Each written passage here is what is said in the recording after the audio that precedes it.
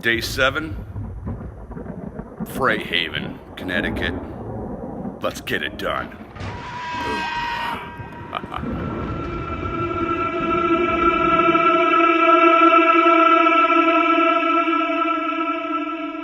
Good morning, my people. It is 9 a.m. Got here at 8:30, kind of chilled out, thought heavy thoughts, that sort of thing. We're here at Fright Haven. Started working on the floors yesterday. A little sore, bending over, spraying black, but we got her done. We got 3 more rooms to paint black, and then the facade. Okay, and then we're going to be working on doing some cool murals on the floor, some spritz, some splatter, and bring this puppy all together. So hey, enjoy the video. Please like, subscribe, comment. We'd love it. And we look forward to seeing you in the next video. You all take care.